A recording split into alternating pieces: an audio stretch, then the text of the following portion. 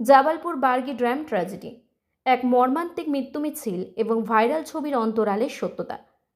2026 সালের মে মাসের শুরুটা ভারতের পর্যটন মানচিত্রে এক কালো অধ্যায় হিসেবে চিহ্নিত হয়ে থাকবে।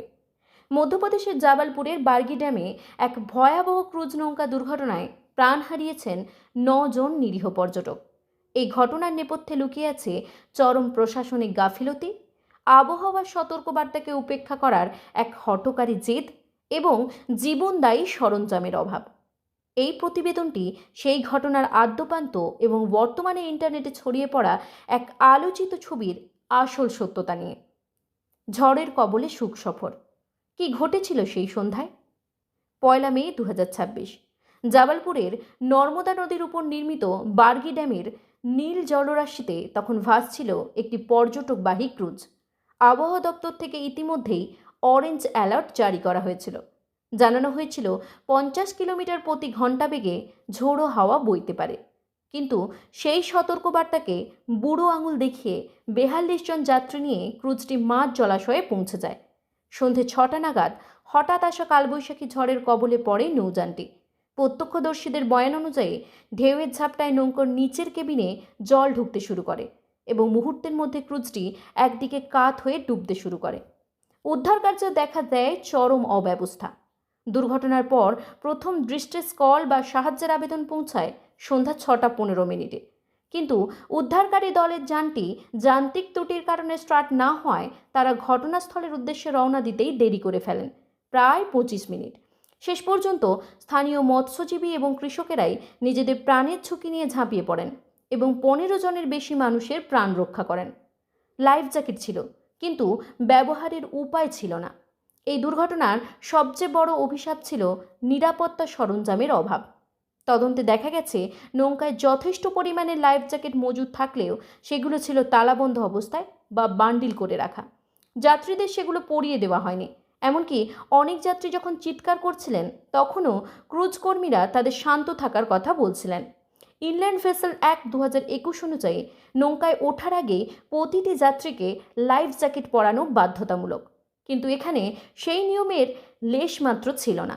যাত্রীরা তখন ডুবতে শুরু করেন, তখন সেই সিল করা জ্যাকেটগুলো খোলার মতো সময় বা সুযোগ কারো কাছেই ছিল না। মেরিনা মেশি এবং তার সন্তানের করুণ পরিণতি। এই দুর্ঘটনায় দিল্লি থেকে আসা এক পর্যটক পরিবার সবচেয়ে বেশি ক্ষতিগ্রস্ত হয়েছেন। 39 বছর বয়সী গৃহবধূ মেরিনা মেশি এবং তার 4 বছরের পুত্র ত্রিশান এবং পরিবারের অন্যান্য সদস্যদের নিয়ে একটি গৃহপ্রবেশের অনুষ্ঠানে যোগ দিতে যান জাবালপুরে। দুর্ঘটনার কয়েক মিনিট আগে তিনি তার বোনকে ভিডিও কল করে প্রকৃতির শোভা দেখাচ্ছিলেন, কিন্তু 6টা 7 মিনিটের শেষ কল তিনি শুধু আর্তনাদ করে বলতে পেরেছিলেন যে তারা ডুবে যাচ্ছেন। পরদিন সকালে ডুবুরিরা যখন তল্লাশি চালান তখন 20 ফুট গভীরে নৌকার কেবিনের জানালা থেকে মা ও ছেলের নিথ দেহ উদ্ধার করা হয়। উদ্ধারকারীরা এক হৃদয় বিদারক দৃশ্য দেখেন। মেরিনা তার সন্তানকে একটি কমলা রঙের লাইফ জ্যাকেটের ভেতরে নিজের বুকের সাথে জাপটে ধরে রেখেছিলেন।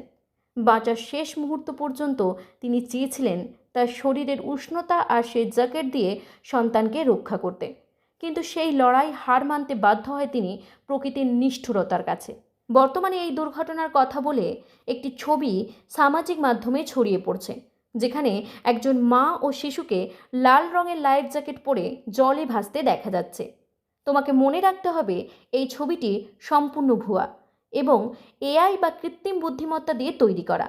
প্রশাসনিক তদন্ত এবং সংবাদ মাধ্যমের রিপোর্ট অনুযায়ী মেরিনা মেশি এবং তার ছেলে ত্রিশানের সাথে এই ছবির কোনো মিল নেই। তারা যখন উদ্ধার হন তাদের গায়ে ছিল কমলা রঙের লাইফ জ্যাকেট এবং তারা ভেসে ছিলেন না, বরং কেবিনের ভেতরে আটকা পড়েছিলেন। জাবালপুর জেলা প্রশাসন জনসাধারণকে অনুরোধ করছেন এই মনগড়া ছবি শেয়ার না করতে, কারণ এটি শোকাতুর পরিবারের যন্ত্রণা আরও বাড়িয়ে দেয়।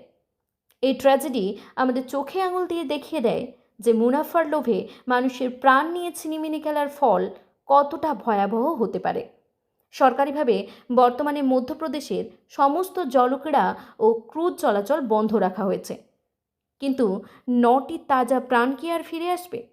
প্রশাসনের কঠোর পদক্ষেপ এবং আমাদের সচেতনতায় হয়তো ভবিষ্যতে এমন মনুষ্যসৃষ্ট দুর্যোগ